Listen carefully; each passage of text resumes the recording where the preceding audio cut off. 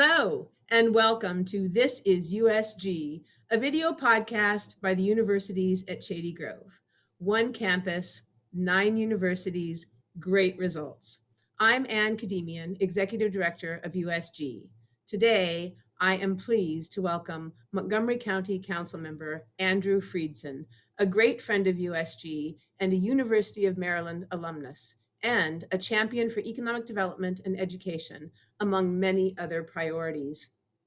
Recently, Councilmember Friedson was honored by the Montgomery County Chamber of Commerce as its 2021 Legislator of the Year, and I was delighted to have the opportunity to present that award to him. Councilmember Friedson, welcome to This is USG. Thank you so much for having me. It's great to have you here. I wonder if we could just start, before you came to office. I wonder if you could give the audience a sense of why you ran for the county council and a little bit about your history coming into this office as well. Thank you so much for the question. To me, when you are in public service and you're in public office, it really shouldn't be a career choice. It has to be a calling. And for me, it really is a calling, something that I heard in the community for the first time when I was really young.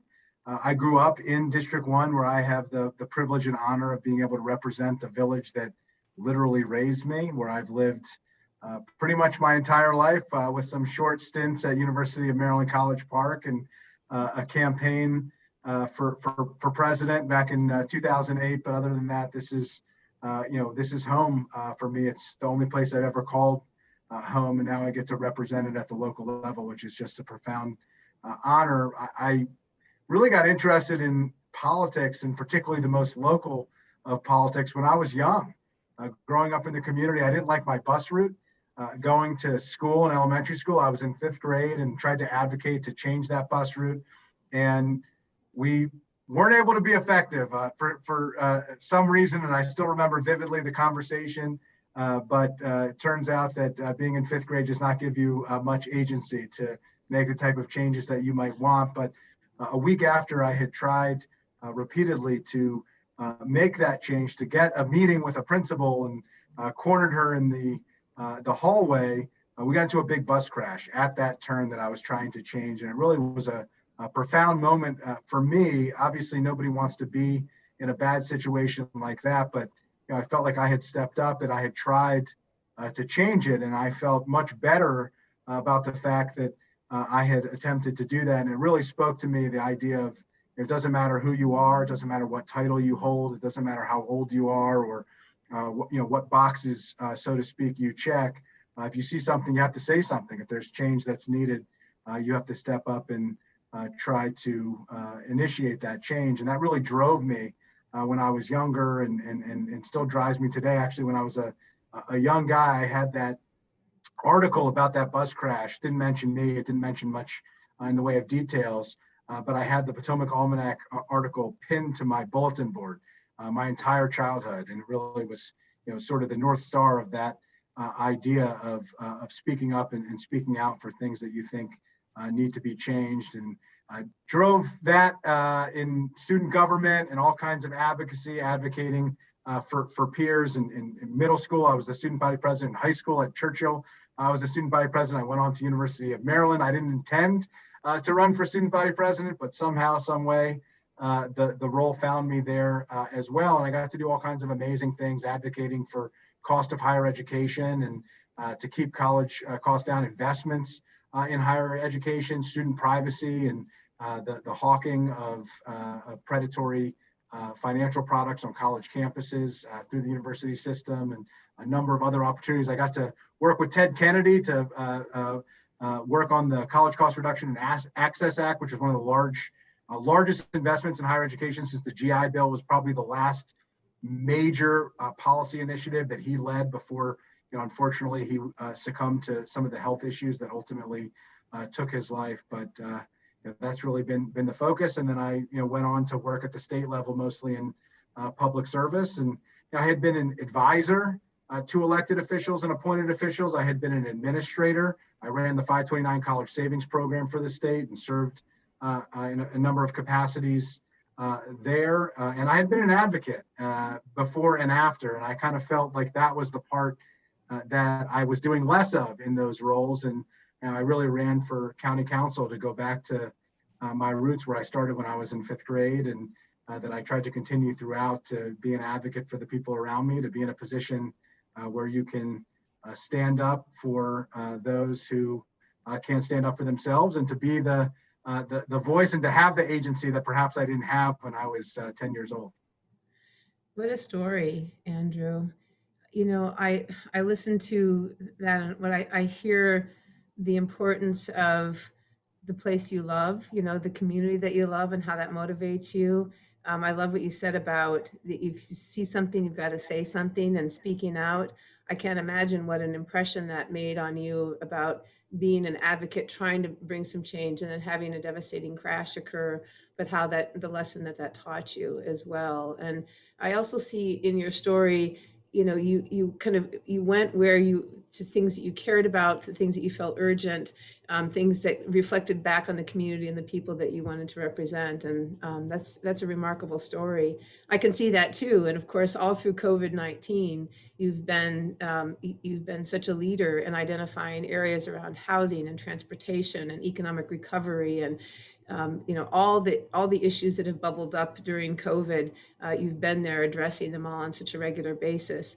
Which brings me to my next question, which is, tell us a little bit about the council itself, and as a legislative body for the county, and how the council determines priorities and where to focus attention. I think COVID has been so overwhelming. It's been such an overwhelming focus, but I know there are certain things around COVID-19 that the council has focused on, such as mental health, for example, responding to the mental health crisis. Tell us a little bit about how the council governs, and how the council prioritizes things together as a collective body. Well, it's a terrific question, and the council as a body is new to me, and I'm still learning it myself. I came really from executive agencies. That's really what I had spent most of my career working in, and so that was really the level of understanding that I had. I worked very closely with legislators before, but I wasn't a legislator. I was advocating for an agency priority with those who were in the back room, ultimately cutting the deal. But I wasn't the one ultimately who was cutting the deal, so to speak, and making the compromise. And so that's been an adjustment for me. It's been a fascinating experience for me to learn the legislative process, and to be in a body of 9, which is quite different from the General Assembly and the Congress, where I had a little bit more professional experience working in those confines. When you're only working in a body of 9, individual relationships really matter. And there are really no cliques because it's such a small group. And I will say, for me, where my priorities come from, I would say that the best ideas I've ever had are seldom, if ever, mine. So I almost never come up with good ideas on my own. When I come up with ideas, they tend not to be all that good. I try to take other people's ideas that they come up with and think about how to execute them, think about how to strategize and connect dots that maybe are not being connected, to break down some of the silos, to think a little bit about the processes with which we make decisions. That's really where I focus a lot of my work. Let's not create something new, but before we figure out what we're doing now and why it isn't working, and really dive into the question of why isn't it working from the folks who actually are doing the work. I'm not a subject matter expert really in anything. I don't even play an expert on Zoom. But I think you can learn a lot from listening to the people who actually are the experts, and have an approach that really thinks through from a broad perspective of the impacts. During COVID, I think the council really stepped up in a significant way. And one of the nice things about how the council stepped up, from my perspective, is everybody found their niche in many ways, and we all worked collaboratively. It was not an easy environment, working virtually and changing overnight like so many other individuals had to, but we did. And, everybody took on their different role. For me, I really dove in early on and took the role of local business recovery, and how do we help those local businesses withstand the challenges. Also work with colleagues on childcare grants, work with our arts institutions on how to support organizations that are completely shut down, not just limited and restricted, but completely not allowed to operate and weren't able to. And so many other colleagues stepped up in their niche area where they had skills and relationships and a background, and it really did work well, where we ceded to others when others were really stepping up.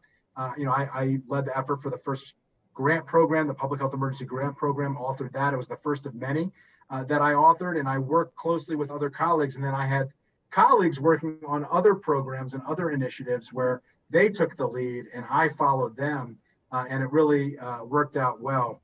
You mentioned mental health, and that is such a good example of how COVID is not new. The only thing novel in the coronavirus is the coronavirus itself. Every other issue that has come up has taken the existing cracks, the existing challenges that have long been in our community and communities around the country, and it's just taken those cracks and blown them wide open. And mental health is a perfect example. The coronavirus didn't create mental health issues. We have been struggling to confront mental health issues from a public and an individual standpoint and a community standpoint forever. And COVID just took those issues, and with all of the additional stressors, with the social isolation, with the fact that young people were out of school, with the fact that there wasn't human contact, with the fact that if you were having an issue, there wasn't enough people there to see it and to identify the behavioral changes that you were having and ask you if you needed help and to check in on you when you needed help. It's another example of it. Same thing with food security. Same thing with, you talk about income inequality and health disparities. You name the issue. COVID has really, brought those to the surface. And in terms of prioritizing, it certainly was harder than it's ever been during COVID because it was crisis after crisis after crisis. I mean, life and death issues. But ultimately, it was the community that was dictating to me what was most important to them. But now we have an opportunity to figure out how do we come out of this crisis. We've met the moment. Now we have to meet the moments that follow. And what are we going to prioritize, and how are we going to plant the seeds for the garden of growth and opportunity that we all want to create? And that work really starts now.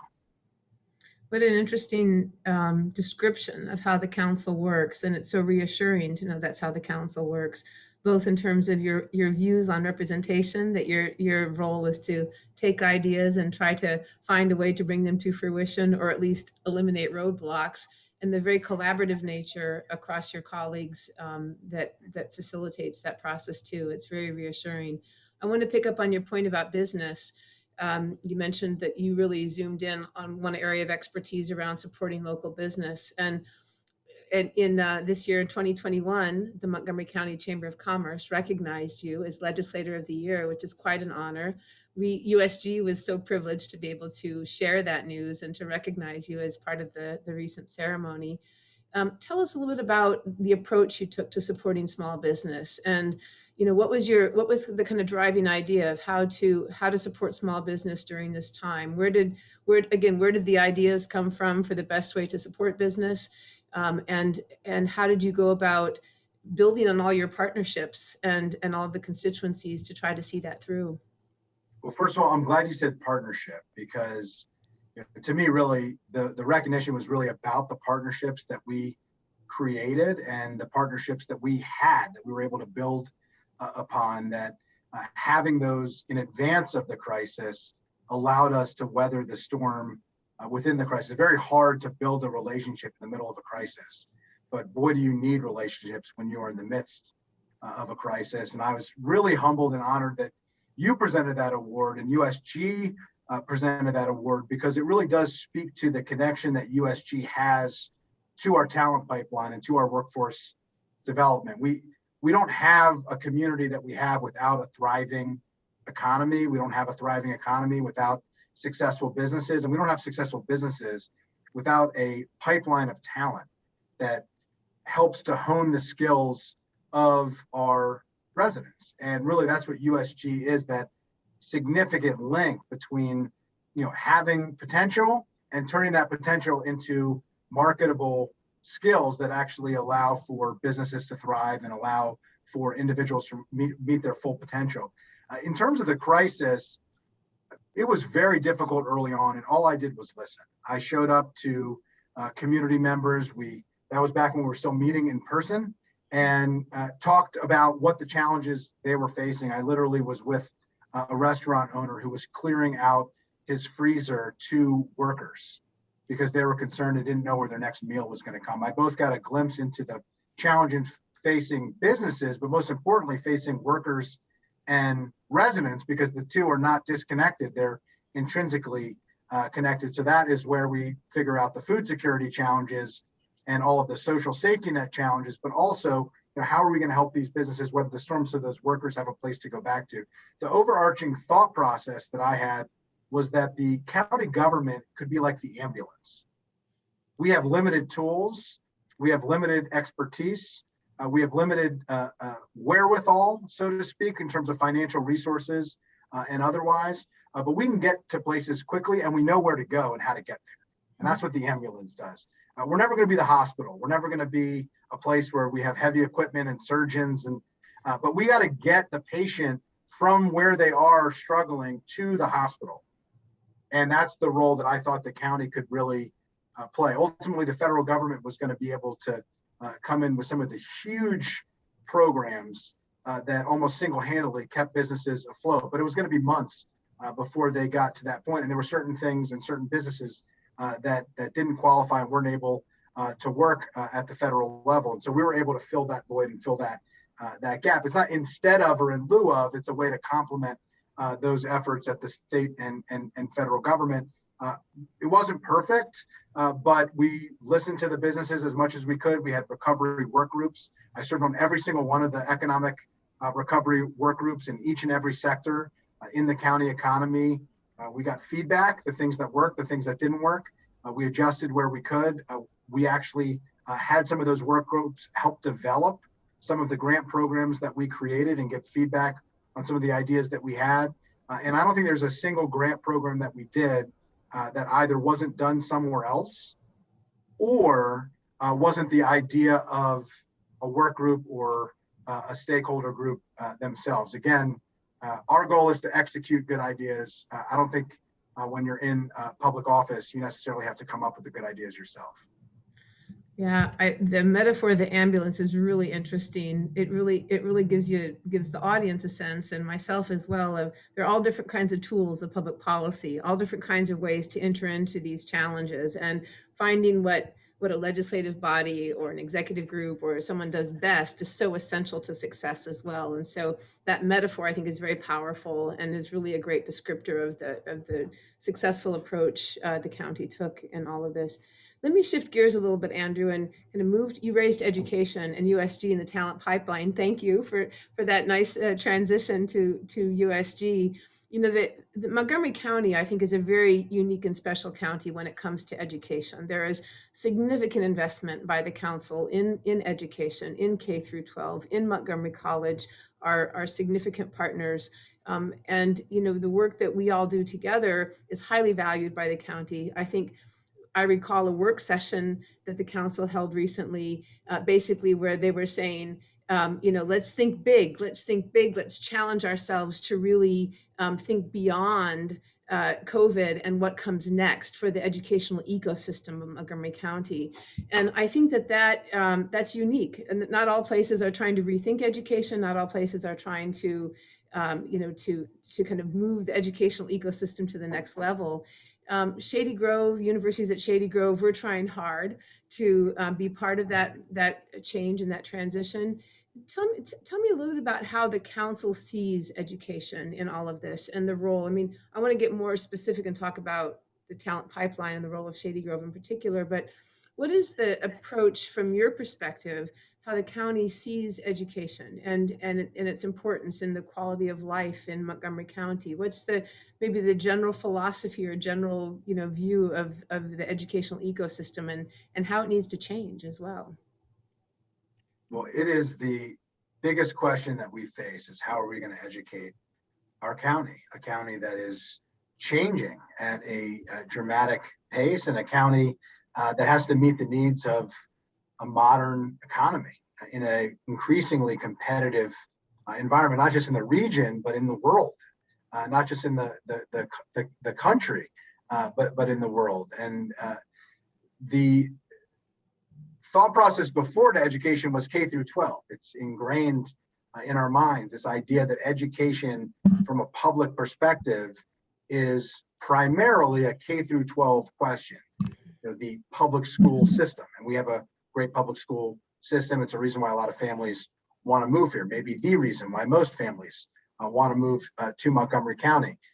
But K through 12 is just not an adequate way to view education any longer, and frankly hasn't been for quite a long time.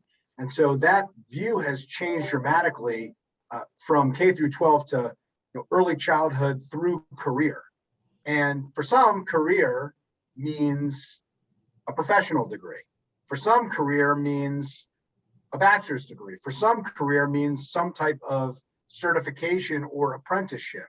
There is a lot between early child care and career. And so for too long, we didn't start early enough, and we didn't think long enough in terms of how you really develop talent and how you think about the way to ensure that we have the type of talent pipeline that we need to drive a modern economy to sustain us and to keep up the high quality of life, the high level of services, the things that make Montgomery County what it is and what we've always prided ourselves on. Our biggest strength, we talk a lot about where we are, the proximity to the federal government, the federal labs, all of these core assets that we have, and we have to be as good as the sum of those parts. And I think sometimes silos don't allow us to do that. That's what we're trying to break down. That's what that conversation that you were talking about was really focused on. How do we work better together on this? But really, Montgomery County's strength is who we are.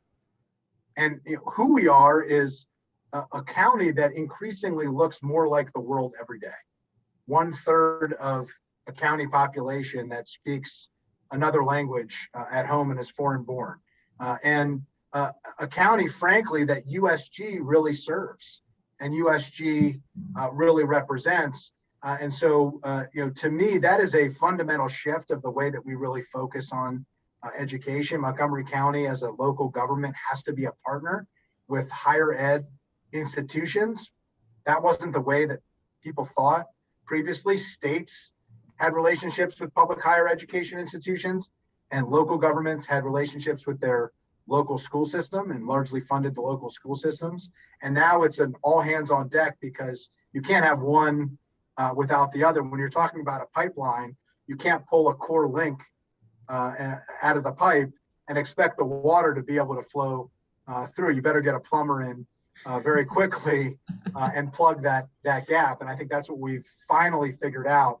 And it's going to take us a long time to get to where we want to go, but we got to start yesterday.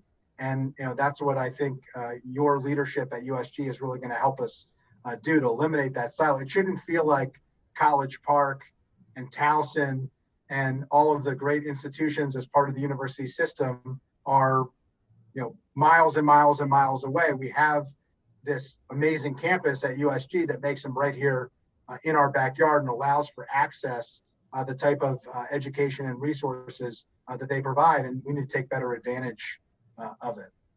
Yeah, I like the all hands on deck metaphor. This is in order to get to that next level of the educational ecosystem that goes from great partnerships to more systemic, seamless experiences for students. It is going to take all hands on deck, and it's really going to take all of us kind of getting out of our institutional silos and seeing this bigger possibility in the county. But I'm so impressed with the way that the council is challenging all of us, all of the partners, to do that work. It's so essential. And one of the areas that we see the critical need for this, I mean, it's critical everywhere, but we have this incredible opportunity of the life sciences right here in Montgomery County at the heart, ranked, I don't know, among the top 5 ecosystems around the life sciences in the country. And, it's growing rapidly. The pandemic, it's unfortunate that it was a pandemic that fueled this industry, but certainly the pandemic and responding to the pandemic we're so fortunate to have the companies here and the brain power here and the drive and the motivation here, along with federal agencies that have allowed us to respond to the pandemic. So at Shady Grove, we're working hard to really fuel this talent need in the life sciences. I wonder if you could talk a little bit about how you see the life sciences in Montgomery County. You know, we're focused on the talent pipeline piece of it, both the talent side of it and what it means for Montgomery County more generally.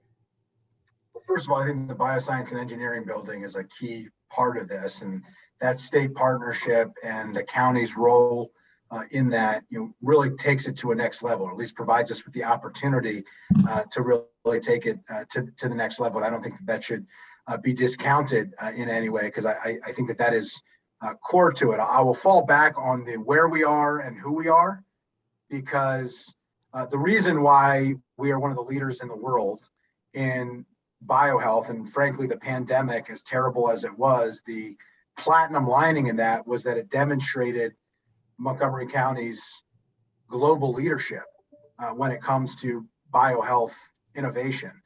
We are at the center of the universe when it comes to the intersection of where the public and the private sectors meet to keep people alive. And that is a significant burden to have on a community, but we'll take it. And it's because we have some of the smartest people on earth, and because of where we are located in a strategic location that is unrivaled anywhere on the planet. I mean, there's just no other place on earth that you could be and have greater access and proximity to more people and smarter people and better resources than you have in Montgomery County. In terms of what that means, the who we are, we have to prime the pump. And we have to prime the pump with talent and make sure that anybody who wants to grow their business here has unlimited access to talent. And we have to keep that talent going in order to make sure that they can continue to grow. It is the fuel that drives this industry. It is an industry that is driven almost exclusively on brain talent. And so we have to, hone the skills of brains and have folks who can then actualize those ideas, because it's not just about the big idea and the core research. It's about running a lab that can actually turn that idea into reality. Biohealth isn't academia. It is how you turn, biohealth science into practical solutions that become medicines and treatments and devices and the things that literally keep people alive. Ideas don't save people's lives. The innovation that those ideas lead to save people's lives. And so it's not just about the R in R&D. It has to be the D, the development of R&D. And in order to do that, you need more than the one person who has the good idea. You need to be able to have a large team of people that bring it to fruition. And those are the folks we've got to train. We got to attract and retain that one person who comes up with that idea at NIH and FDA and NIST, et cetera. But then we need to have dozens and dozens, if not hundreds and thousands of people who can then help turn those ideas into reality that actually save people's lives. And that's what is changing, this focus on that. It's not just coming up with a good idea, building a strong business, and then selling it off to some other place where it could be developed elsewhere. We want to develop this life-saving technology, this world-changing innovation right here in Montgomery County. And in order to do that, we have to have, the horses to run that race. And what you're doing is you're training, that generation of talent in order to make that happen. What a great, an exciting vision, Andrew. I think that keeping talent, growing talent in Montgomery County, keeping talent in Montgomery County, keeping the innovation in Montgomery County, this idea of building a much more inclusive economy by extending opportunities to everybody who wants it, and by developing that talent here and keeping the talent here so that the whole community can benefit from that. I think it's a fantastic vision. Andrew, I'm gonna ask you to reflect. We're getting ready to wrap up here. I want to ask for your thoughts on, related to education, but it's also related to democracy. And I think one of the things I notice about the students who come to study here at USG, they bring a lot of focus on problem solving. Many of our students are married, they have families, they have jobs, sometimes multiple jobs. So they have to be very, very focused and very organized and, really know what they want to do in order to succeed here.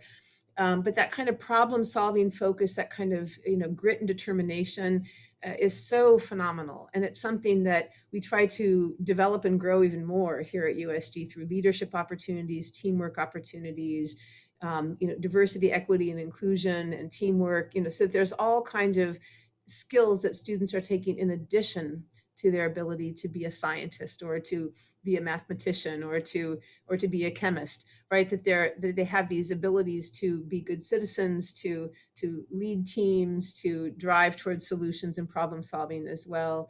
As you reflect on the pandemic and the past several years, as an elected official, where what do you see as the role of education in trying to advance our democracy? It's no secret that our democracy has, really struggled in the last couple of years with a lot of division, a lot of difference that has been really agonizing and difficult and challenging.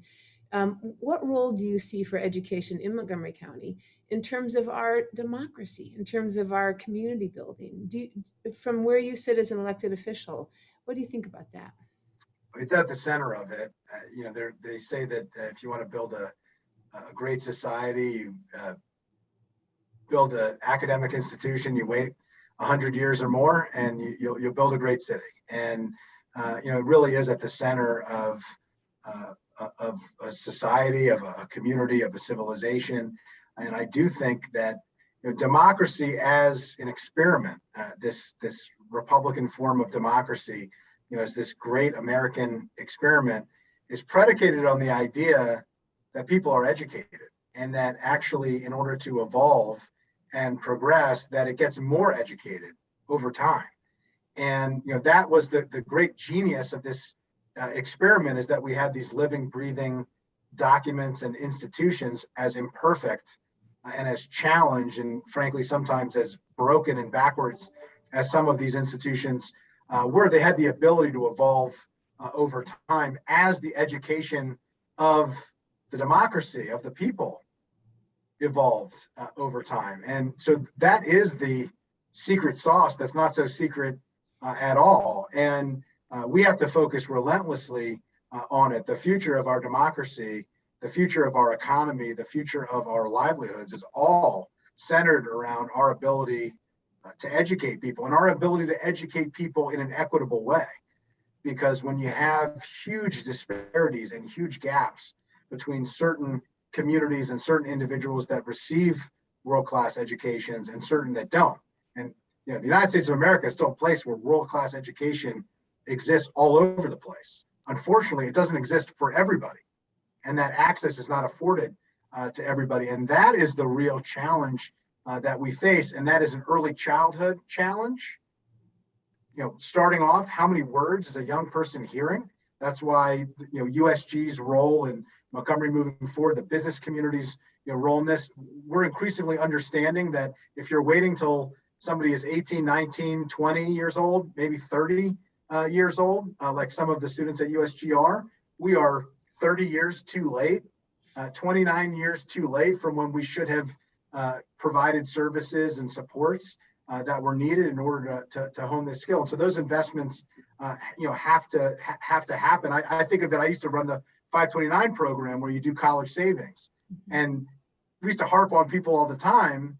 The earlier you start investing, the better off you are, and the longer you wait, the more expensive it gets. The same is true when it comes to education, and that is true with institutions as well. The earlier on we can support and build programs, we have to do it now, because every year that we don't support the programs at USG, we don't support the programs in the continuum from the school system, Montgomery College, and USG and beyond, we're missing a generation, a cohort of people who are not going to be able to realize their full potential, which means we don't realize our full potential. We have somehow missed out on them. So I don't think democracy works without education. I don't think Montgomery County works without USG meeting its full potential. And that means investment, but it's not just investment in financial resources, which of course are needed, It's about investment in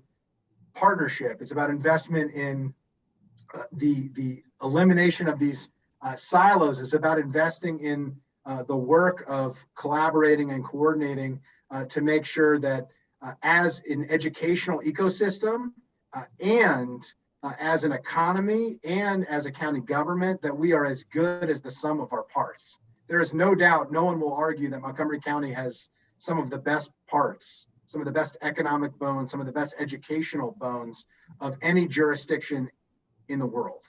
The question is, are we as good as the sum of those parts? And are we meeting our full potential? And I think all of us will recognize that there's room for us to do better. And that's what the work is. And that's why it's so exciting to be part of it. And let's do that work together and really take Montgomery County to the next level. Councilmember Friedson, this has been a terrific conversation. Your insights are so appreciated and your time is so appreciated. Thank you so much. Thank you. Appreciate it and look forward to working together as well. Thank you.